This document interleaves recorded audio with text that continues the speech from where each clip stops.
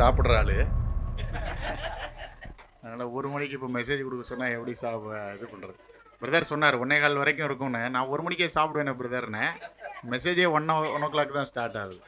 Okay, 1:30க்கா? சரி சரி, சுருக்கமான நேரத்தில் நம்முடைய வாழ்க்கையை சிந்திக்கக்கூடிய ஒரு செய்தியை நம்ம கேட்க இருக்கிறோம். பொதுவாகவே சந்தோஷம் என்பது இந்த உலகத்தில் நம்ம தேடி பார்க்குறோம். நிறைய பொருள் இருந்தால் நல்லா சந்தோஷமாக இருக்குமா, படிப்பு இருந்தால் சந்தோஷமாக இருக்க முடியுமா, அப்படிலாம் சொல்லி நிறைய விஷயங்களை உலகத்தில் தேடுறோம். நம்ம என்னதான் ஓடி ஆடி சம்பாதித்து எல்லாத்தையுமே அடைந்தாலுமே வாழ்க்கையில் ஒரு வெறுமையை நம்ம எல்லாருமே உணர்றோம் இல்லையா? தேவன் இந்த பூமியில் நம்ம வைத்திருப்பதனுடைய நோக்கத்தை சில சமயங்களில் நம்ம சரியாய் புரிந்து கொள்வதில்லை. வாழ்க்கையினுடைய அர்த்தத்தை நம்ம இழந்து போய் நிற்கிறோம். உண்மையான வாழ்க்கையினுடைய அர்த்தத்தை புரிந்து கொள்ளணும் அப்படின்னா சாலமோன் தன்னுடைய வாழ்விலிருந்து எழுதுகிற அனுபவத்தை நம்ம படித்தாலே நம்முடைய வாழ்க்கையை அர்த்தமுள்ளதாக மாற்றிக்கொள்ள முடியும். பொதுவாகவே நீங்கள் பார்த்தீங்கன்னா நல்ல எக்ஸ்பீரியன்ஸ் டிரைவராக இருக்கிறவங்க, கார் டிரைவராக இருக்கிறவங்க முன்னாடி ஒரு காரை அப்படியே ஃபாலோ பண்ணி போனாலே போதும். நல்ல எக்ஸ்பீரியன்ஸான ஆள் கார் ஓட்டிகிட்டு போகிறாருன்னா அவர் பின்னாடியே நம்ம போனால் ஈஸியாக இருக்கும் நம்ம டிரைவிங். ஏன் தெரியுமா? அவர் பிரேக் அடித்தாலே நம்ம இங்கே தூரத்துலேருந்து கண்டுபிடிச்சலாம் அங்கே ஏதோ பள்ளம் இருக்குது. ஓகேவா? ஒரு ஃபஸ்ட்டு ஓட்டணுன்னா நமக்கு தெரியாது எங்கே பள்ளம் இருக்குது எங்கே வளைவு இருக்குன்னு. ஆனால் முன்னாடி ஒரு அனுபவசாலி ஓட்டும் போது அவரை ஃபாலோ பண்ணி போகணுன்னு சொன்னாலே நிறைய விஷயங்களை நம்ம என்ன செய்ய முடியும்? ஞானமாக இருக்க முடியும். ஸோ வாழ்க்கையில் நம்ம எல்லாத்தையும் போய் தெரிஞ்சுக்கணும்னு சொன்னால் வாழ்க்கை அதுக்குள்ளேயும் முடிஞ்சிடும். அப்போ சாலமோன் வாழ்க்கை எல்லாத்தையும் ஆராய்ந்தவர். அவர் எழுதுகிற ஒரு புஸ்தகம் தான் பிரசங்கியினுடைய புஸ்தகம். அந்த பிரசங்கியினுடைய புஸ்தகத்தில் வாழ்க்கையில் எது உண்மையான சந்தோஷத்தை கொடுக்காது, எது உண்மையான அர்த்தமுள்ள ஒரு வாழ்க்கையை தரும் அப்படிங்கிறத அவர் எழுதுகிறார். முதலாவது, இந்த சாலமோன் வாழ்க்கையில் சௌகரியமான ஒரு வாழ்க்கை தனக்கு நிம்மதியையும் சமாதானத்தையும் சந்தோஷத்தையும் கொடுக்கும்னு சொல்லி அதெல்லாம் போய் தேடுறார். நம்ம எல்லாருமே அதானத்தை செய்கிறோம். ஆனால் அது கொடுக்குதான்னு கேட்டால் இல்லை. நம்ம வாசிக்கலாம். பிரசங்கினுடைய புஸ்தகம் 2ஆம் அதிகாரம் 4-11 வசனங்களை வாசிங்களேன். நான் பெரிய வேலைகளை செய்தேன், எனக்காக வீடுகளை கட்டினேன், திராட்சை தோட்டங்களை நாட்டினேன், எனக்காக தோட்டங்களையும் சிங்காரங்களையும் உண்டாக்கி அவைகளில் சகல வகை கனி விருட்சங்களையும் நாட்டினேன். மரங்கள் பயிராகும் தோப்புக்கு நீர் பாய்ச்சுகிறதற்கு குளங்களை உண்டு பண்ணினேன். வேலைக்காரரையும் வேலைக்காரிகளையும் சம்பாதித்தேன், வீட்டிலும் வேலைக்காரர் பிறந்தார்கள். எனக்கு முன் எருசலேமிலிருந்து எல்லாரை பார்க்கிலும் ஆடு முதலான திரண்ட ஆஸ்திகள் எனக்கு இருந்தது. வெள்ளியையும் பொன்னையும் ராஜ சம்பத்தையும் மாகாணங்களில் உள்ள பொருட்களையும் சேகரித்தேன். சங்கீதக்காரரையும் சங்கீதக்காரிகளையும் மனுபுத்திரருக்கு இன்பமான பலவித வாத்தியங்களையும் சம்பாதித்தேன். எனக்கு முன் எருசலேமில் இருந்த எல்லாரை பார்க்கிலும் நான் பெரியவனும் திரவிய சம்பன்னனும் ஆனேன். என் ஞானம் என்னோட கூட இருந்தது. என் கண்கள் இச்சித்தவைகளில் ஒன்றையும் நான் அவைகளுக்கு தடை பண்ணவில்லை. என் இருதயத்துக்கு ஒரு சந்தோஷத்தையும் நான் வேண்டாம் என்று விளக்கவில்லை. நான் செய்த முயற்சிகளில் எல்லாம் என் மனம் மகிழ்ச்சி கொண்டிருந்தது. இதுவே என் பிரயாசங்கள் எல்லாவற்றினாலும் எனக்கு வந்த பலன். என் கைகள் செய்த சகல வேலைகளையும் நான் பட்ட எல்லா பிரயாசத்தையும் கண்ணோக்கி பார்த்தேன். இதோ எல்லாம் மாயையும் மனதுக்கு சஞ்சலமாய் இருந்தது. சூரியனுக்கு கீழே பலன் ஒன்றுமில்லை. இந்த பிரசங்கினுடைய புஸ்தகம் 2ஆம் அதிகாரத்தை நீங்க படிச்சு பார்த்தீங்கன்னா சாலமோன் அனுபவித்த ஒரு வாழ்க்கையை நம்ம இங்க பார்க்கிறோம். இங்கே 4ஆம் வசனத்தில் வாசிக்கும் பொழுது அவர் பெரிய வேலைகளை செய்தேன் அப்படின்றாரு. அதில் என்ன செய்கிறாரு? அந்த பெரிய வேலைன்னா எனக்காக வீடு கட்டினேன்னு என்ன சொல்கிறாரு? வீடுகளை கட்டினேன்னு சொல்கிறார். ஓகே, ஒரு வீடு கட்டுறதே நமக்கு எவ்வளோ கஷ்டமாக இருக்குது. ஆனால் அவர் பாருங்க, ராஜா இல்லையா, வீடுகளை கட்டினேன். அடுத்தது திராட்சை தோட்டங்களை என்ன செஞ்சேன்? நாட்டினேன். 5ஆம் வசனத்தில் சொல்கிறாரு எனக்காக தோட்டங்களையும் சிங்கார வனங்களையும் உண்டாக்கி. அப்படின்னு என்ன அர்த்தம்? அவருக்குன்னு பார்க் இருக்குது. இப்போ பெரிய பெரிய பணக்காரங்க வீட்டுக்கு போனீங்கன்னா அவங்க ப்ரைவேட் பார்க் வச்சுருப்பாங்க. ஓகேவா? அவங்க பிள்ளைங்க மட்டும் விளையாடுறதுக்கு. ஸோ சாலமோன் அந்த காலத்தில் என்ன பண்ணியிருக்கிறாரு? சிங்கார வனங்களை உருவாக்கி வைத்திருக்கிறார். அடுத்தது நீங்கள் பார்த்தீங்கன்னா அவர் சகலவிதமான கனி விருட்சங்களையும் என்ன செஞ்சிருக்கிறாரு? நாட்டி இருக்கிறார். 6ஆம் வசனத்தில் வாசிக்கும் பொழுது மரங்கள் பயிராகும் தோப்புக்கு நீர் பாய்ச்சுகிறதுக்கு என்ன பண்ணி வச்சிருக்கிறாரு? குளங்களை உண்டாக்கி வச்சிருக்கிறாரு. ஓகேவா? அடுத்தது நீங்கள் 7ஆம் வசனத்தில் நீங்கள் பார்த்தீங்கன்னு சொன்னால் அவருக்கு ஆண் பெண் அடிமைகளாக வேலை செய்யக்கூடிய அநேகரை என்ன செஞ்சிருக்கிறாரு? சம்பாதிச்சிருக்கிறார். அடுத்தது வீட்டில் வேலைக்காரர்கள் பிறந்தார்கள். அவர் சொல்றாரு, எருசலேமில் இருந்த எல்லாரை பார்க்கிலும் ஆடு மாடு முதலான திரண்ட ஆஸ்திகள் எனக்கு இருந்தது. இன்னைக்கு எப்படி ஒருத்தவங்க நிறைய கார் வச்சிருந்தா பணக்காரங்களோ, அன்னைக்கு என்னதான் இருந்தது? ஆடு மாடுகள் தான் இருந்தது. ஸோ இது எல்லாத்தையும் அவர் வச்சிருக்கிறாரு. அடுத்தது நம்ம பார்க்கும்போது 8ஆம் வசனத்தில் அவர் சொல்றாரு, வெள்ளியையும் பொன்னையும் ராஜ சம்பத்தையும் மாகாணங்களில் உள்ள பொருட்களையும் என்ன செஞ்சிருக்கிறேன்? சேகரித்து வைத்திருக்கிறேன். எல்லாத்தையும் சேர்த்து வச்சிருக்கிறார். அடுத்தது 8ஆம் வசனத்தில் தொடர்ந்து பார்க்கும்போது அவர் சங்கீதக்காரர்களையும் சங்கீதக்காரிகளையும் என்ன செஞ்சிருக்கிறாரு? வைத்திருக்கிறார். இது இப்படி எல்லா லிஸ்ட்டும் இன்னைக்கு உள்ள ஒரு கான்செப்டில் நம்ம புரிஞ்சுக்கணும்னா, சாலமோனுடைய வீடு என்னது? ஹைஃபையான ஒரு வீடு வச்சிருக்கிறார். நிறைய வீடுகளை கட்டி வச்சிருக்கிறார். ஓகேவா? அதே நேரத்தில் அவர்களுக்கு தோட்டம் இருக்கிறது, பார்க் இருக்கு. அடுத்தது அவருக்கு வேலை பார்க்கறதுக்குன்னு வேலைக்கு எத்தனை ஆட்கள் நிறைய இருக்கிறாங்க, சொத்துக்கள் இருக்கு, பொண்ணு, எல்லாத்தையும் சேர்த்து வைத்திருக்கிறார். நம்ம சில சமயம் கவலையாக இருந்தால் என்ன பண்ணுவோம்? பாட்டு கேட்போம் இல்லையா? எதில் போட்டு கேட்போம்? காசு இருக்கு, காசு இல்லாதப்போ செல்ஃபோனில் போட்டு வச்சுட்டு கேட்டுக்கிட்டு இருப்போம். அப்புறம் கொஞ்சம் காசு வந்துச்சுன்னா என்ன பண்ணுவோம்? இந்த சரௌண்டிங் ஸ்பீக்கர்ஸ்லாம் வீட்டில் வாங்கி செட் பண்ணி வச்சுட்டு இருட்டில் பாட்டு கேட்டுக்கிட்டு இருப்போம். ஆனால் சாலமோன் அப்படி கிடையாது. லைவ் கான்சர்ட்டில் கேட்பார். அவர் சோகமாக இருந்தார், துக்கமாக இருக்கிறாருன்னா எல்லாரையும் கூப்பிடுங்க. ஏன்னா அவங்க வீட்டில் சங்கீதக்காரர்களுக்கும் சங்கீதக்காரிகளுக்கும் என்ன பண்ணியிருக்கிறாரு? பைசா கொடுத்து வச்சிருக்கிறாரு எல்லாரையும். அவங்கள இப்போ லைவ் கான்சர்ட் நடத்துங்க அப்படின்னு சொல்லும்போது, இப்போ லைவ் கான்சர்ட்டுக்கு எவ்வளோ செலவாகுது? அவர் சொந்தமாக ப்ரைவேட்டாக அவர் மட்டும் கேட்கறதுக்காக என்ன பண்ணுவார்?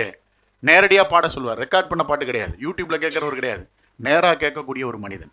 அடுத்தது நீங்கள் பார்த்தீங்கன்னு சொன்னால் அவர்கிட்ட அவருடைய சொத்துக்கள் எல்லாம் சேர்த்து வச்சிருக்கிறாரு. 9ஆம் வசனத்தில் வாசிக்கும் பொழுது, எனக்கு முன் எருசலேமில் இருந்த எல்லாரை பார்க்கிலும் நான் பெரியவனும் திரவிய சம்பனும் ஆனேன் அப்படின்னு சொல்லி அவர் சொல்றார். அடுத்தது 10ஆம் வசனத்தில் சொல்றாரு, என் கண்கள் இச்சித்தவைகளில் ஒன்றையும் நான் அவைகளுக்கு என்ன செய்யல? தடை பண்ணலை.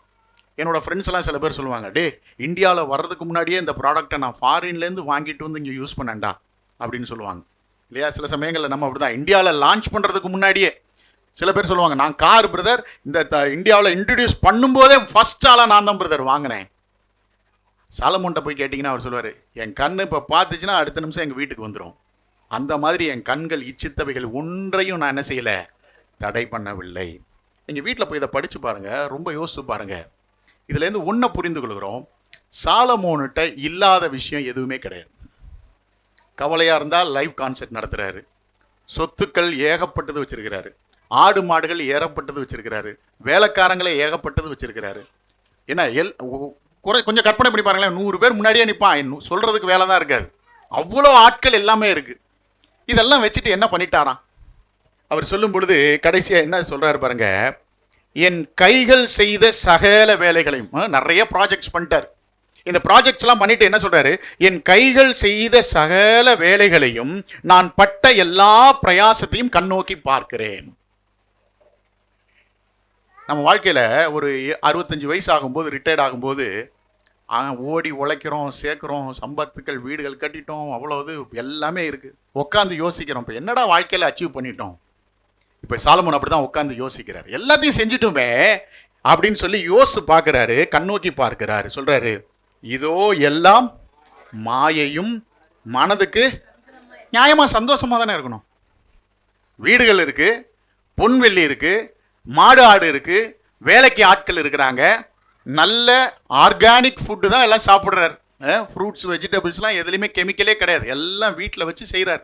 ஏன் அப்போ மனதுக்கு சஞ்சலம்ன்றார்? இதுலேருந்து நம்ம தெரிஞ்சுக்கணுங்க, நல்ல உணவுகள், நல்ல உடை, நல்ல வீடு, நல்ல கார், இதெல்லாம் நம்முடைய வாழ்க்கையில் என்ன பண்ணாது? சந்தோஷத்தை கொடுக்காது. இது தெரியாமல் தான் ஓடிக்கிட்டு இருக்கோம், வாழ்க்கையை வீணடிச்சிட்டு இருக்கோம், வாழ்க்கையுடைய அர்த்தத்தையே இழந்து ஓடிக்கிட்டு இருக்கிறோம். சாலமோன் சொல்றாரு, இது எல்லாம் என்கிட்ட இருந்தது, எல்லாத்தையும் நான் செஞ்சதெல்லாம் பார்த்தேன், எல்லாம் மாயை. இந்த வீடு கட்டுறவங்கள பார்த்தீங்கன்னா, வீடு கட்டிக்கிட்டு இருக்கும்போது என்ன பண்ணுவாங்கன்னா, எந்த வீட்டுக்கு போனாலும் தட்டி பார்ப்பாங்க, இந்த டிசைன் நல்லா இருக்கே, இந்த டைல்ஸ் நல்லா இருக்கே, ஓ இது மாதிரி கட்டலாமா, அது மாதிரி கட்டலாமான்னு. அதே ஆள்கிட்ட 5 வருஷம் கழிச்சு போய் எப்படி இருக்கு, ஆமாம் இதுக்கு போய் ஏன் அவ்வளோ செலவு பண்ணேன்னு இப்போ தான் யோசிக்கிறேன்னு சொல்லுவாங்க. இதுதான் உண்மை. இது எதுவுமே மாயை. ஏன்னா நம்ம வாழ்கிற வாழ்க்கையே தற்காலிகமானது தான். ஸோ அப்போ இங்கே சாலமோன் சொல்கிறாரு, எல்லா மாயையும், அதே நேரத்தில் மனதுக்கு எப்படியா இருக்கான்? சஞ்சலமாக இருக்கான். சில சமயம் நம்மள நினைப்போம், இதுக்கா இவ்வளவு கஷ்டப்பட்டு ஓடணும், அன்னைக்கு இதை வாங்காமே இருந்திருக்கலாமே அப்படின்னு யோசிப்போம். மனதுக்கு சஞ்சலமா இருக்கிறது. சூரியனுக்கு கீழே என்ன இல்லை? பலன் ஒன்றும் இல்லை. அப்ப முதலாவது சாலமோன் என்ன சொல்ல வர்றாருன்னா, நமக்கு பொருள், பணம், அதே போல வீடு, காரு, இது மாதிரி எல்லாம் இருக்கிறதுனால யாரும் மனநிறைவான வாழ்க்கை வாழ முடியாது, திருப்தியான ஒரு வாழ்க்கையை வாழ முடியாது, சந்தோஷமான ஒரு வாழ்க்கையை வாழ முடியாது. இவைகள் சந்தோஷத்தை கொடுக்காது என்பதைத்தான் சாலமோன் என்ன செய்யறாரு? சொல்லுகிறார். அப்ப உலக பிரகாரமாக நம்ம அடைந்த வெற்றியோ, நம்முடைய பெயர் புகழோ, நாம சேர்த்து வச்சதோ ஒருதுக்கும் என்ன செய்யாது? யூஸ் இல்லை. ஒருதுக்கும் யூஸ் இல்லைன்னா நம்ம வாழ்வோம், ஆனா அதனால நமக்கு மன நிறைவு என்ன செய்யாது? கிடைக்காது. அதுதான் சாலமோன் சொல்லுகிறார். ஓகே. ரெண்டாவது, சில பேர் பார்த்தீங்கன்னா இந்த பொருளில் ரொம்ப இன்ட்ரெஸ்ட் இருக்காது, ஆனால் அவங்களுக்கு நாலேஜை வளர்த்துக்கணுங்கிறதுல ரொம்ப இன்ட்ரெஸ்டாக இருப்பாங்க. சரி, நாலேஜ் வேணும், அறிவு இல்லாமல் இருக்கக்கூடாது, அறிவு வேணும். அதுக்கும் ஆனால் என்ன வேணும்? ஒரு அளவோடு இருக்கும். இந்த சாலமோனை பார்த்தீங்கன்னா அவர் அறிவு பெருத்த ஒரு மனிதன் தான். பிரசங்கினுடைய புஸ்தகம் 1ஆம் அதிகாரம் 16-17 வசனங்களை, 16ஆம் வசனம் வாசிங்களேன். இதோ நான் பெரியவனாய் இருந்து எனக்கு முன் எருசலேமில் இருந்த எல்லாரை பார்க்கிலும் ஞானமடைந்து தேறினேன். என் மனம் மிகுந்த ஞானத்தையும் அறிவையும் கண்டறிந்தது என்று நான் என் உள்ளத்திலே சொல்லிக் கொண்டேன். ஞானத்தை அறிகிறதற்கும் பைத்தியத்தையும் மதியினத்தையும் அறிகிறதற்கும் நான் என் மனதை பிரயோகம் பண்ணினேன். இதுவும் மனதுக்கு சஞ்சலமாய் இருக்கிறதென்று கண்டேன். இங்கே நீங்கள் வாசு பார்த்தீங்கன்னா, இதில் நீங்கள் நீதிமொழிகளை வாசு பார்த்தீங்கன்னாலே தெரிஞ்சிடும் சாலமோனுக்கு எவ்வளவு அறிவு இருந்தது அப்படிங்கிறத புரிஞ்சுக்க முடியும். சாலமோனு எல்லா விஷயத்தையும் அறிஞ்சிருக்கிறார். நீங்கள் நீதிமொழிகளும் சரி, இந்த பிரசங்கினுடைய புஸ்தகத்தையும் நீங்கள் படித்து பார்த்தீங்கன்னா எப்படி மனுஷன் எப்படி உட்காந்து யோசித்தாருன்னு தோணும். அவ்வளவு அறிவு அவருக்கு, அறிவு பெருத்த ஒரு அறிவு, எல்லாத்தையுமே பயங்கரமாக யோசித்து செய்யக்கூடிய ஒரு மனிதன். அதனால வாழ்க்கையில் அவருக்கு நிம்மதி கிடைச்சதான்னு கேட்டால் இல்லை. அவர் என்ன சொல்கிறாரு? நான் வந்து ஞானத்தை அறிகிறதற்கும் பைத்தியத்தையும் மதியீனத்தையும் அறிகிறதற்கும் நான் என் மனதை பிரயோகம் பண்ணினேன். இதுவும் மனதுக்கு என்னவா தான் இருந்தது? சஞ்சலமா இருக்கிறது என்று கண்டேன் அப்படின்னு சொல்றார். அப்ப அறிவு பெருத்த ஒரு வாழ்க்கையும் சில சமயங்களில் நமக்கு என்ன செய்யுது? பிரச்சனை தான். இப்போ ஒன்றும் இல்லை, கூகுள் நமக்கு வந்துருச்சு. நமக்கும் அறிவு வந்து நார்மலாக மைண்டில் இல்லைனாலும் சர்ச் இன்ஜினில், கூகுளில் இல்லை எதுலையோ ஒன்றில் போய் தேடி கண்டுபிடிக்கிற அளவுக்கு நம்ம இது லைட்டாக அந்த லெஃப்ட் சைடில் இங்கே வலிக்கட்டுமே, உடனே கூகுளில் போய் பார்ப்போம். லெஃப்ட் சைடில் எனக்கு ஒரு பெயின் இருக்குது. அப்போ அதில் என்ன வரும்? அது ஹார்ட் அட்டாக்காக இருக்கலாம், உடனே போய் டாக்டரை பாருங்கன்னு சொல்லும். இதை பார்த்தோன்னே என்ன ஆகுது? நமக்கு ஒன்றுமே இருந்திருக்காது, அந்த பயத்தில் தான் நமக்கு நிறைய நோய் வரும். சரி, சமீபத்தில் ஒரு நியூஸில் கூட வந்தது. ஒரு டாக்டர் சொல்கிறாரு, நோயின்னு நீங்கள் நேராக வந்தீங்கன்னா உங்களுக்கு நான் என்ன பண்ணுவேன்? 200 300 தான் சார்ஜ் பண்ணுவேன். நீங்கள் கூகுளெல்லாம் எல்லாத்தையும் படிச்சுட்டு வந்து என்கிட்ட கொஸ்டின் கேட்டிங்கன்னா நான் அதுக்கு 2000 இல்லை அதுக்கு மேலே தான் சார்ஜ் பண்ணுவேன்னு சொன்னார். நியூஸில் வந்தது. சில சமயங்களில் அறிவு அதிகமாகும் போது என்ன ஆயிடுது? பிரச்சனை ஆயிடுது. சின்ன பிரச்சனை தான் இருக்கும், நம்ம ரொம்ப அதை கற்பனை பண்ணி கூகுளில் போய் சர்ச் பண்ணி அதை படித்து இதை படித்து கடைசியில் ஐயோ அப்படின்னு வரும்போது நோய் அப்போ தான் ஸ்டார்ட் ஆகும். சாலமோன் சொல்கிறாரு, எனக்கு எல்லா அறிவு தேவையான அளவுக்கு இருக்கணும், தப்பு கிடையாது. ஆனால் அதுக்கு அதிக அறிவு என்ன உண்டாகுமா? அதே பிரசங்கினுடைய புஸ்தகம் 1ஆம் அதிகாரம் 18ஆம் வசனத்தில் சொல்கிறாரு பாருங்க. அதிக ஞானத்திலே அதிக சலிப்புண்டு, அறிவு பெருத்தவன் நோவு பெருத்தவன். அறிவு பெருத்தவன் நோவு பெருத்தவன். அறிவை வளர்த்துக்கிறதே நிம்மதியா இருக்கிறதுக்கு தான். ஆனா அந்த அறிவு அதிகமா போனா என்ன ஆகுதான்? நோவு தான். எல்லாத்தையும் தெரிஞ்சு வைங்க, எல்லாத்தையுமே தெரிஞ்சு வச்சிருங்களேன். ஒன்றும் இல்லை, இப்போ சொல்கிறேன், இப்போ சமீபத்தில் எல்லாருமே சிசிடிவியில் ரொம்ப இன்ட்ரெஸ்டாக இருக்காங்க. அதுவும் இப்போ நம்ம என்ன பேசுகிறோங்கிறத விட கேட்கலாம். இப்போ நீங்கள் வந்து உங்களோட ஆஃபீஸு, உங்களுடைய வீடு, எல்லா இடத்துலையும் சிசிடிவி கேமரா போட்டு ரெக்கார்டிங்கோட வச்சுருக்கிறீங்க. எல்லாத்தையும் கேட்டுட்டு உங்களால் நிம்மதியாக இருக்க முடியுமா? யாராவது பார்க்குறத கூட உங்களால் நிம்மதியாக இருக்கிறவங்கள நீங்கள் பார்க்க ஆரம்பிச்சிங்கன்னா நிம்மதி போயிடும்.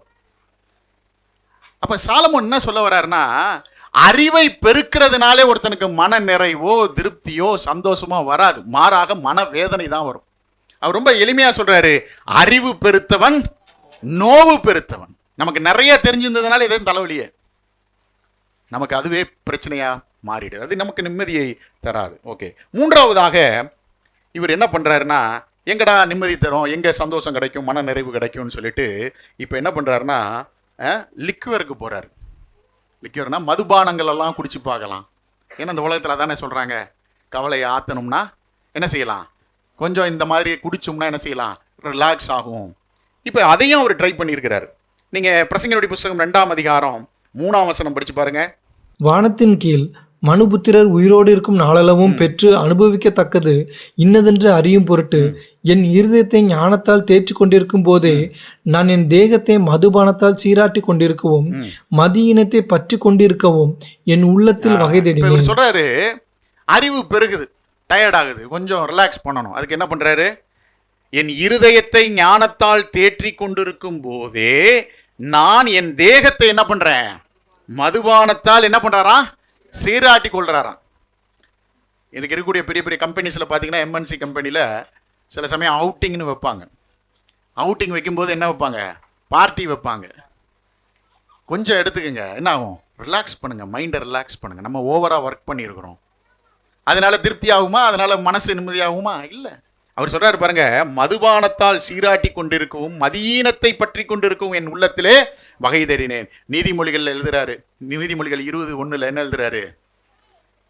அதை வாசிங்க. நீதிமொழிகள் 20:1. திராட்சரசம் பரியாசம் செய்யும், மதுபானம் அமளி பண்ணும், அதனால் மயங்குகிற ஒருவனும் ஞானவான் அல்ல. முட்டாளாக்கிறோம். குடிச்சிட்டு தெருவில் படுத்தா எல்லாரும் மதிப்பாங்களா நம்மள? அதுக்கு என்ன ஆகுதுன்னு சொன்னால், நம்மளை மதிப்பு கூடுவதற்காக செய்கிற சில விஷயங்கள் அது கடைசியில் அவங்களுக்கு அவமரியாதையை கொண்டு வரக்கூடியதாக இருக்கிறது. அப்போ சில சமயங்களில் விசுவாசிகளுக்கு கூட ஒரு டெம்ப்ட் வரும். என்னென்னா, குடிச்சு பார்த்தா என்ன ஆகும்? மனசெல்லாம் எல்லாம் கவலை போகுன்றானே, நம்ம குடிச்சு பார்க்கலாமான்ற ஒரு எண்ணங்கள் வரும் வாலிபர்களுக்கு.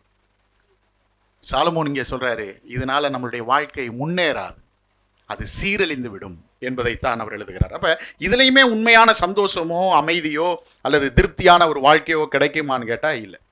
சரி, அடுத்தது இவர் இச்சையில் தன்னுடைய வாழ்க்கையை செலவிட்டு பார்க்கிறார். என்ன இச்சை?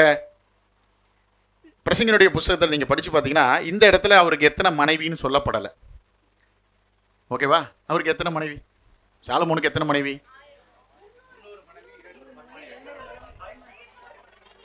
ஒரே குழப்பமா இருக்கா? 300 700. அதில் மனைவி எத்தனை, மறுமனையாட்டி எத்தனை?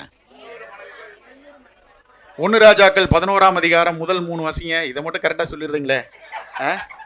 1 ராஜாக்கள் 11 1லேருந்து 3 வரைக்கும். ராஜாவாகிய சாலமோன் பார்வோனின் குமாரத்தையை நேசித்ததும் அல்லாமல் மோவாபியரும் அம்மோனியரும் ஏதோமியரும் சீதோனியரும் ஏத்தியருமாகிய அந்நிய ஜாதியாரான அநேகம் ஸ்திரீகள் மேலும் ஆசை வைத்தான். கர்த்தர் இஸ்ரவேல் புத்திரரை நோக்கி, நீங்கள் அவர்கள் அண்டைக்கும் அவர்கள் உங்கள் அண்டைக்கும் பிரவேசிக்கலாகாது.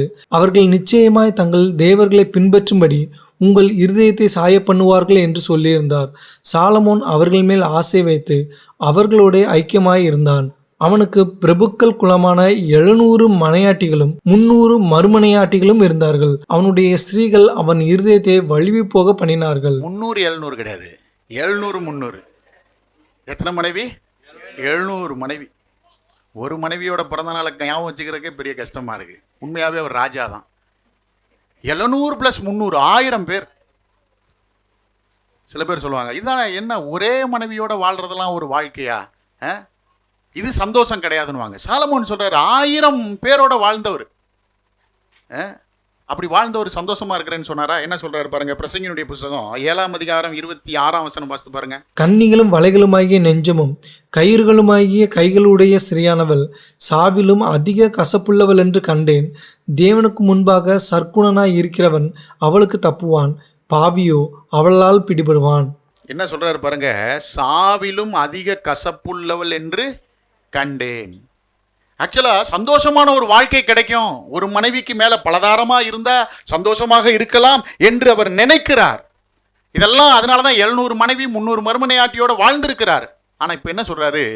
சாவிலும் அதிக கசப்புள்ளவள் என்று கண்டேன். அப்போ பாவத்தினால என்றைக்குமே சந்தோஷம் கிடையாது, பாவத்தினால திருப்தி கிடையாது, பாவத்தினால மன நிறைவு கிடைக்கவே கிடைக்காது. கல்யாணம் ஆனவங்களுக்கு அது தெரியும். ஓகே, அப்போது நாம தேவனுடைய சித்தத்தை விட்டு வெளியில வந்து தேவனுடைய விருப்பத்திற்கு மாறாக திருப்தியையோ சந்தோஷத்தையோ தேடுவதனாலே வாழ்க்கை கசப்புள்ளதாக மாறும் என்பதைத்தான் நம்ம புரிஞ்சுக்கிறோம். இப்போ 3 விஷயங்களை நான் உங்களுக்கு காண்பிச்சேன். சாலமோன் என்ன பண்ணாரு? சௌகரியமுள்ள ஒரு வாழ்க்கை இருந்தா நிறைவு, மன நிறைவு கிடைக்கும்னு தேடி பார்த்தாரு. அதுலேயும் கிடைக்கல. அவர் சொல்றாரு, மாயை மாயை, எல்லாம் மாயை, மனதுக்கு அது சஞ்சலமாக இருக்கிறது, சூரியனுக்கு கீழே மனிதன் படுகிற பிரயாசம் எல்லாம் மாயை. அதானே உண்மை. என்னதான் நீங்க காடு வீடு எல்லாம் சம்பாதிச்சு சேர்த்து வச்சாலும் இறந்த பிறகு என்ன பண்ணுவாங்க? அவர் கையில மோதிரம் இருக்கா பார்த்து கழட்டிடுவான். இதான் உண்மை. அப்ப மனிதனுடைய வாழ்க்கையில பிரயாசப்படுறது, சௌரியமான வாழ்க்கை, இதெல்லாத்தினாலும் மனுஷனுக்கு திருப்தி கிடையாது. ரெண்டாவது நம்ம படிச்சோம், அறிவை பெருக்கிக்கிறோம். இன்னைக்கு பாருங்க, எஜுகேஷன் தான் எல்லா இடத்துலையும், காலேஜ் ஸ்கூல் எல்லாத்துலேயுமே காசு தான். இதனால என்ன ஆகுது?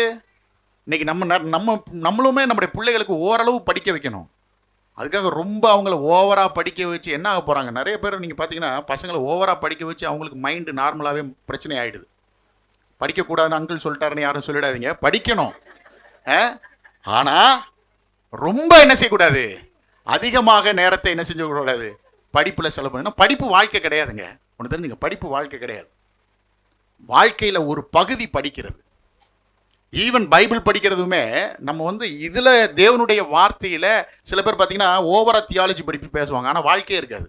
அதுவும் வேஸ்ட்டு தான். வேதத்தை வாசித்து புரிந்து கொண்டதில் கீழ்ப்படியணும். இதை தான் ஆண்டவர் எதிர்பார்க்குறாரு. வேதத்தில் உள்ள எல்லா வசனத்துக்கும் நீங்கள் வியாக்கியானம் எழுதணும், வியாக்கியானத்தை படிக்கணுங்கிறதும் ஆண்டவர் எல்லாருக்கும் அப்படி எழுதி கொடுக்கல. இதில் புரிந்து கொண்டதற்கு நம்ம கீழ்ப்படியணும். அறிவு பெருத்தவன் நோவு பெருத்தவன் சொல்றாரு. இதுவும் மனதுக்கு சஞ்சலம் தான். அறிவு பெருகும் பொழுது மனதுக்கு சஞ்சலம். கடைசியில் அவர் மதுபானத்தினால தன்னை தேற்றி பார்த்தார், அதுலேயும் ஒரு சந்தோஷம் இல்லை. அடுத்தது லஸ்ட், இச்சை. ஓகேவா? ஒரு மனைவி தான் கர்த்தர் சொல்லியிருக்கிறது, ஒருத்தனுக்கு ஒருத்தி தான்.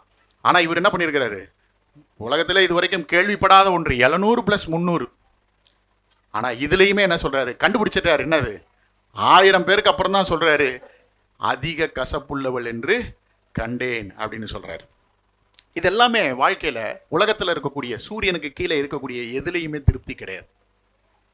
அப்ப எதுதான் திருப்தியானது? எதுதான் மன நிறைவை கொடுக்கணும்னா இந்த சாலமோன் அதையும் சொல்றாரு. பிரசங்கினுடைய புஸ்தகம் 8ஆம் அதிகாரம் 12ஆம் வசனம் வாசித்து பாருங்க. பாவி 100 தரம் பொல்லாப்பை செய்து நீடித்து வாழ்ந்தாலும் என்ன, தேவனுக்கு அஞ்சி அவருக்கு முன்பாக பயந்திருப்பவர்களே நன்றாய் இருப்பார்கள் என்று அறிந்திருக்கிறார். என்ன அறிந்திருக்கிறார்னா, யார் பூமியில நிம்மதியா சந்தோஷமா திருப்தியா இருக்கிறாங்க அப்படின்னா, தேவனுக்கு பயந்து அல்லது தேவனுக்கு அஞ்சி அவருக்கு முன்பாக பயந்திருப்பவர்களே என்ன செய்யறாங்க?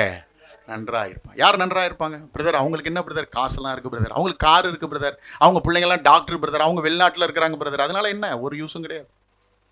தேவனுக்கு பயந்து வாழ்வோமானால் நாம் இந்த பூமியில நன்றாக இருக்க முடியும். பணம் கொடுக்க முடியாத சந்தோஷம், பொருள் கொடுக்க முடியாத சந்தோஷம், படிப்பு கொடுக்க முடியாத சந்தோஷம், உலகத்தில் இருக்கக்கூடிய சிற்றின்பங்கள் கொடுக்க முடியாத சந்தோஷம் தேவனுக்கு பயந்து வாழும்போது கிடைக்கும். மனிதனுக்கு பயந்து வாழாதீங்க, கேமராக்கு பயந்து வாழாதீங்க, கர்த்தருக்கு பயந்து வாழுங்க. கர்த்தருக்கு பயந்து வாழும் பொழுது நாம் நன்றாக இருப்போம், சந்தோஷமா இருக்க முடியும். எத்தனை பேர் இன்னைக்கு சந்தோஷமா இருக்கிறீங்க? சொல்லுங்க பார்க்கலாம். எத்தனை பேர் ரொம்ப சந்தோஷமா இருக்கிறீங்க? எப்பா, நான் நல்ல திருப்தியான ஒரு வாழ்க்கை வாழ்ந்துட்டு இருக்கிறேன் அப்படின்னு எத்தனை பேர் சொல்ல முடியும்? கர்த்தருக்கு பயந்து வாழ்கிறவர்கள் அதை சொல்ல முடியும். அதுதான் அவர் சொல்றாரு, கர்த்தருக்கு அஞ்சி நடக்கிறவர்களே என்ன செய்வாங்களா? நன்றாக இருப்பார்களாம். இந்த சாலமோன் இந்த பிரசங்கத்தை முடிக்கும் போது அவர் சொல்றாரு, பிரசங்கினுடைய புஸ்தகம் 12ஆம் அதிகாரம் 13-14 வசனங்களை வாசிங்க. காரியத்தின் கடைத்தொகையை கேட்போமாக, தேவனுக்கு பயந்து அவர் கற்பனைகளை கைக்கொள், எல்லா மனுஷர் மேலும் விழுந்த கடமை இதுவே. ஒவ்வொரு கிரியையையும் அந்தரங்கமான ஒவ்வொரு காரியத்தையும் நன்மையானாலும் தீமையானாலும் தேவன் நியாயத்திலே கொண்டு வருவார். ஞானி தன்னுடைய முடிவுரை இப்படிதான் சொல்றாரு. அவர் தான் கன்க்ளூஷன் கொடுக்கிறாரு. கன்க்ளூஷன்ல என்ன சொல்றாரு?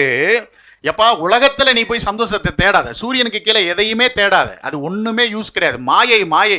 இன்னைக்கு இருக்கிற மாதிரி இருக்கும், நாளைக்கு அது போயிடும்.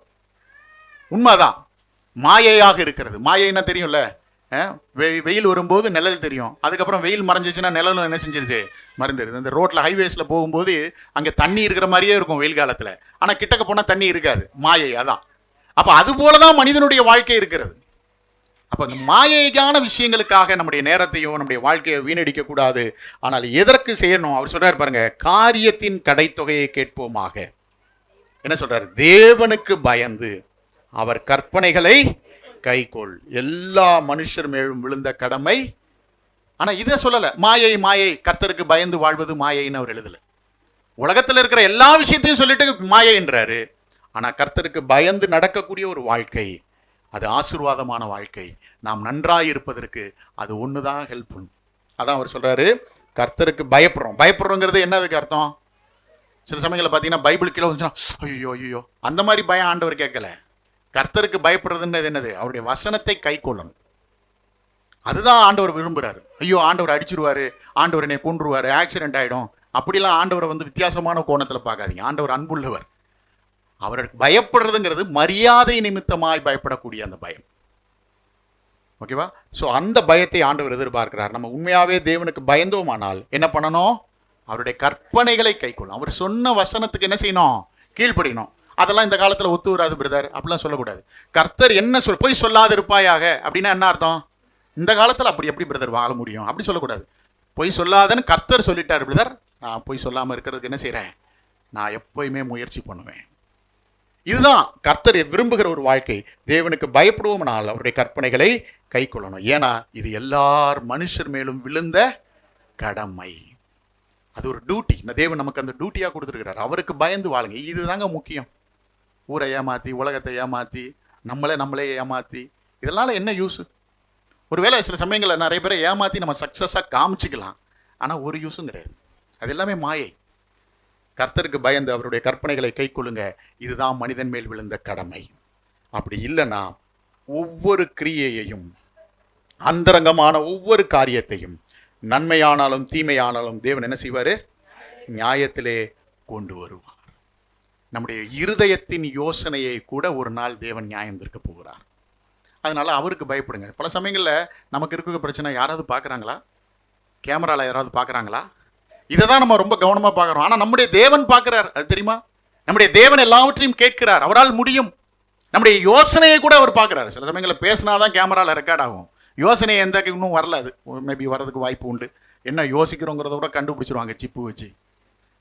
ஆனால் கர்த்தருக்கு இப்போவே நம்ம என்ன யோசிக்கிறோங்கிறது அவருக்கு என்ன செய்யும்? தெரியும். அதனால் நம்ம எப்படி வாழுகிறோம்? உங்கள் வாழ்க்கையில் சந்தோஷமான ஒரு வாழ்க்கை வேணுமா? மனநிறைவான ஒரு வாழ்க்கை வேணுமா? திருப்தியான ஒரு வாழ்க்கை வேணுமா? அதை உலகத்தில் தேடாதீங்க.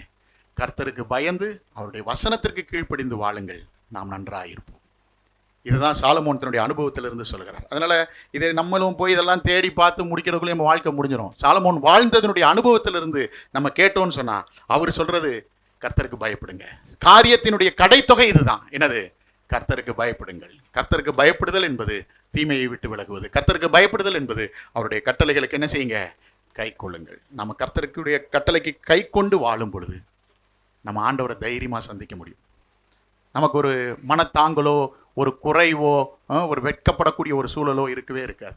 நான் கர்த்தருக்கு பயந்து வாழ்ந்தேன், எனக்கு கர்த்தர் சொன்ன வார்த்தைகளுக்கெல்லாம் நான் என்ன செஞ்சுருக்கேன்? கீழ்ப்படிந்து வாழ்ந்திருக்கிறேன் அப்படிங்கிற ஒரு மன நிறைவே நமக்கு என்ன செய்யும்? சந்தோஷத்தை தரும், நமக்கு ஒரு திருப்தியை தரும். இதுதாங்க வாழ்க்கையில் அவசியம். நிறைய பொருளும் பணமும் சேர்த்து சேர்த்து சேர்த்து வச்சவங்க நிறைய பேர் ஏன்டா சேர்த்தோன்றவங்கன்னு நினைக்கிறாங்க. நான் உண்மையை சொல்கிறேன். நிறைய இடங்களில் அப்பா அம்மா 2 பிள்ளைங்களுக்காக சொத்து சேர்த்தா அவன் நல்லா இருப்பான்னு நினைப்பாங்க. ஆனால் அந்த சொத்துனால 2 பேரும் அடிச்சுக்கிட்டு ஒருத்தன் செத்துட்டு, ஒருத்தன் ஜெயிலில் இருப்பான், ஒருத்தன் செத்து போயிருப்பான். கடைசியில் பேரண்ட்ஸ் நினைப்பாங்க, ஏன்டா சொத்து சேர்த்தோன்னு நினச்சோம். அதனால் நம்ம ஞானம் உள்ளவர்களாக செயல்படணும். உலகத்தில் உள்ளவைகளை, மாயையை, சூரியனுக்கு கீழே படுகிற பிரயாசங்கள், அது விருதாவாய் போய்விடும். தேவனுக்கு பயப்படுகிற ஒரு வாழ்க்கை தான் உண்மையான வாழ்க்கை என்பதை புரிந்து கொண்டு நாம் ஞானம் உள்ளவர்களாக, நம்முடைய வாழ்க்கை அர்த்தமுள்ளதாக மாறுவதற்கு ஏதுவாய் நாம் செயல்படுவோம். அப்படி செய்வதற்கு தேவன் தாமே நம் யாவருக்கும் உதவி செய்வாராக. ஆமேன். காலையிலிருந்து ஆண்டவர் நமக்கு போதுமானதாக இருந்து வழி நடத்துகிறார். யோவான் புத்தகத்திலிருந்து நாம் யாரை பின்பற்ற வேண்டும், யாரை பின்பற்றக்கூடாது என்பதை குறித்து ஒரு நல்ல செய்தியை கேட்பதற்கு ஆண்டவர் நமக்கு உதவி செய்தார். அதே போல் சாலமோனுடைய சந்தோஷம் எதில் இருந்தது என்பதை குறித்து அவர் பல நிலைமையில் சந்தோஷத்தை அனுபவிப்பதற்கு முயற்சி செய்தாலும் கடைசியில் அதெல்லாம் மாயை என்று புரிந்து கொண்டு கர்த்தருக்கு பயந்து அவருடைய கட்டளைக்கு கை கொண்டு அதில் மட்டும் தேறினவர்களாக இருக்கும் பொழுது மட்டுமே அவர்கள் சந்தோஷமாக இருக்க முடியும் என்பதை குறித்து நம்மளோடு கூட கர்த்தருடைய வார்த்தையை பகிர்ந்து கொண்டார். கர்த்தருடைய வார்த்தையை பகிர்ந்து கொண்ட தாசருக்கு சபையின் சார்பாக மீண்டும் நன்றி தெரிவித்துக் கொள்கிறோம். ஆண்டவர் பல இடங்களில் அவரை பயன்படுத்தி வருகிறார், அநேகருக்கு சாட்சியாக வைத்திருக்கிறார். தொடர்ந்து அவருக்காக, அவருடைய குடும்பத்துக்காக நம்ம ஜெபம் செய்வோம். கர்த்தர் நம்மளோடு கூட பேசியிருக்கிற காரியத்துக்கு, நம்மளோடு கூட பேசின வார்த்தைகளுக்கு நாம் கீழ்ப்படிந்து உண்மையிலவளாக இருப்போமானால் நிச்சயமாக ஆண்டவர் நம்மளை ஆசீர்வதிப்பார், பாதுகாத்து கொண்டு வழிநடத்த வல்லமை உள்ள தெய்வமாக இருக்கிறார். எனவே அப்படிப்பட்ட சிந்தையோடு கூட ஆண்டவர் நம்மை ஆசீர்வதித்து வழிநடத்துவாராக. நாம் ஜெபம் செய்வோம். மகா உன்னதங்களில் வாசம் பண்ணுகிற எங்கள் அன்பின் ஆண்டவரே, இந்த நேரத்துக்காக நன்றி செலுத்துகிறோம். காலையில் நீர் எங்களோடு கூட நீர் பேசினதற்காக நன்றி செலுத்துகிறோம். காயுவுக்கு நீர் சொல்லியிருக்கிற காரியத்தை நாங்கள் பார்க்கும் பொழுது யாரை பின்பற்ற வேண்டும், யாரை பின்பற்றக்கூடாது என்பதை குறித்து எங்களுக்கு தெளிவாய் அவர் மூலமாக, யோவான் சொன்ன வார்த்தையின் மூலமாக எங்களோடு கூட நீர் பேசினீர். அதற்காக நன்றி செலுத்துகிறோம். அதே போல சாலமோனுடைய வாழ்க்கையிலிருந்து சந்தோஷத்திற்கு அவர் தன் கண்கள் இச்சித்ததை ஒன்றையும் அவர் தடை பண்ணவில்லை என்று சொல்லி பார்க்கிறோம். ஆக அவருடைய வாழ்க்கையில் எதெல்லாம் அவருக்கு சந்தோஷம் கொடுக்குது என்று நினைத்தாரோ அதெல்லாம் சந்தோஷமாக அனுபவித்தார். ஆனால் கடைசியில் அவருடைய வாழ்க்கையில் கர்த்தருக்கு பயந்து அவருடைய கட்டளைக்கு கீழ்ப்படிந்து கை கொண்டு வாழும் பொழுதே அதுவே சந்தோஷம் என்பதை எங்களோடு கூட பேசினதற்காக நன்றி செலுத்துகிறோம். ஒரு நாள் தேவன் நியாயத்திலே கொண்டு வந்து நிறுத்துவார் என்று சொல்லி எங்களோடு கூட பேசியிருக்கிறீர். ஆண்டவரே, எங்களுடைய வாழ்க்கையை நாங்கள் சீர்தூக்கி பார்த்து ஒரு நாள் நாங்கள் தேவனுடைய சமூகத்தில் நிற்க வேண்டும் என்ற எண்ணத்தை எங்களுக்கு ஏற்படுத்தி கொடுத்திருக்கிறீர். நாங்கள் தெய்வத்துக்கு பயந்து உடைய கட்டளைக்கு நாங்கள் கீழ்ப்படிந்து நடக்கக்கூடியவர்களாக இருக்க நீர் எங்களுக்கு உதவி செய்ய முடியாத நம்முடைய கருத்தில் ஒப்புக் கொடுக்கிறோம். எங்களோடு கூட பேசினதற்காக நன்றி செலுத்துகிறோம். உடைய வார்த்தையை பகிர்ந்து கொடுத்த சகோதரன் ஸ்பர்ஜன் அவர்களுக்காக நன்றி செலுத்துகிறோம். உடைய மனைவிக்காக, பிள்ளைகளுக்காக நன்றி செலுத்துகிறோம். சகோதரன் செய்கிற ஊழியத்திற்காக நன்றி செலுத்துகிறோம். தொடர்ந்து ஆசீர்வதித்து அநேருக்கு சாட்சியாக வைத்திருக்கிறீர். அதற்காக நன்றியோடு துதிக்கிறோம், செலுத்துகிறோம்.